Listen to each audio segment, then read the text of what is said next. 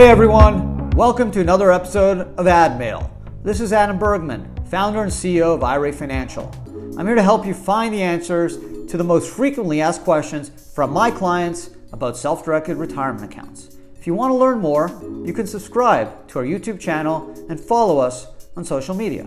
Just search IRA Financial.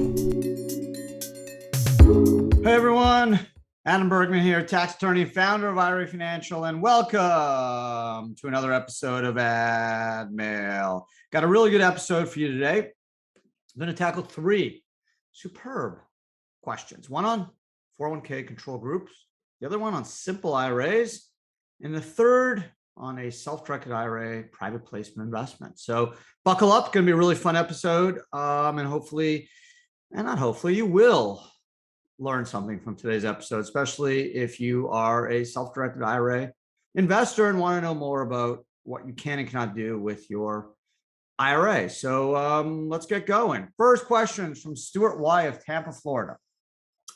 Stuart wants to know, I watched your video on the control group rules and 401k plans. Well, thanks, Stuart. I did not hear you talk about management control groups. Can you help me understand that? Well, good question, Stuart. And I should have actually talked about management control group. So I did a Adam Talks a couple weeks ago, maybe actually about a month ago, which you can check out on YouTube or wherever you pick up your podcast, on the 401k plan control groups. And in summation, the control group rules are there to stop a business owner that has employees from setting up a separate business and providing that business with a 401k plan without offering benefits to the employees in the other business. So the control group rules seek to treat both businesses as one business for the purposes of the 401k plan testing or participation testing. So as a recap, there's essentially a couple ways you can trigger the control group rules. Number one, parent sub. Parent owns 80% or more of a subsidiary, treated as one business. Another is brother sister, 80% and 50% test. 50%, 5 or fewer shareholders own a 50% threshold, take into account the amount that they own up to the amount. And then there's something called affiliated service, where even if you don't satisfy the 80-50 test, you can potentially still trigger the control group rules if the side business has some type of affiliation, provides services to your other business, which is a service organization.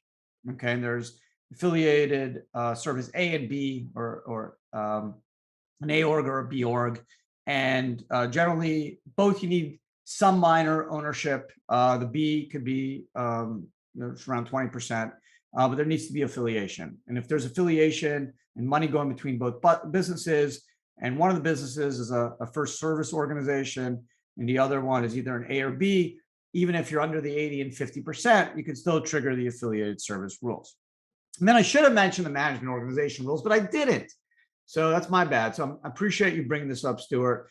The way the management org rules work, and they're kind of a sub section under the affiliated service. So again, you have the parent child, the brother sister, and then you have these affiliated service, which are kind of like catch-all. They're super hard to get around. So probably over the last, 12, 13 years, I probably had hundreds of clients come up with all these very interesting scenarios to try to get around control group rules so they can set up their own solo plan without offering their employees benefits. It's really, really hard. So the management rules make it even harder because you don't need any cross ownership.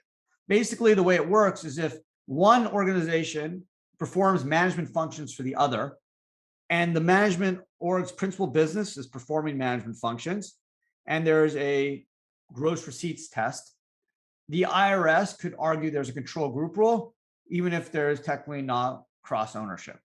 Okay, so let's say me and John were law partners, and then I said, you know what, I'm going to set up my own business on the side here, and maybe I will provide some type of legal services, legal research to that law firm. You'll own the law firm, John. I'll own this legal research firm, and you'll pay me through the management service contract.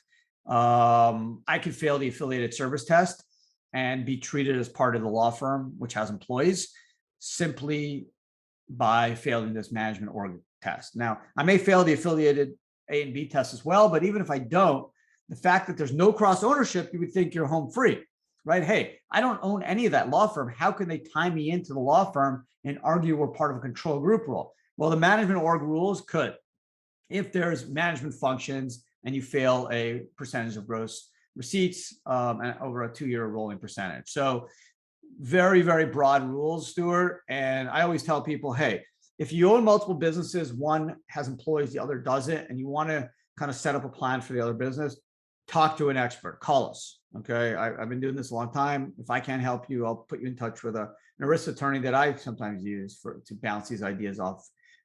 Very complex.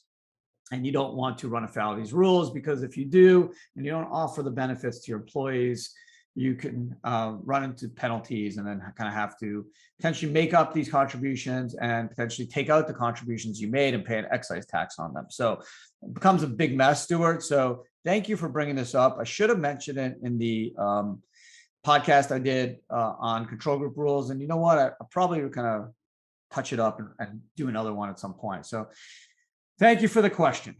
The next question is from YouTube, and it's a short one. So if I have a simple IRA, can I set up a solo plan and roll the simple funds into the solo K? So the answer is yes and no.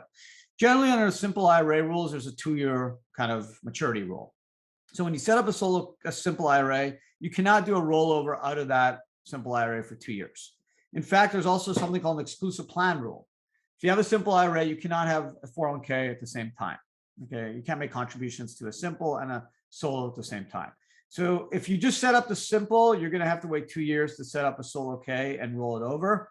And if you're past that 2-year period, then you can just roll those funds tax-free into a solo, terminate the simple, and then start making contributions to the solo. Not a lot of reasons if you're self-employed to do a simple. The solo will let you put away a lot more money. There's a Roth feature, there's a loan feature, and overall just a better retirement plan. So you probably set up the simple by receiving some maybe inappropriate or I would say incomplete information, and now you're kind of stuck in the simple world. It's tough. I've seen clients in that position. There's that 2-year window. So you just have to be patient. You can do another IRA, but you're not going to be able to do a 401k within the 2 years.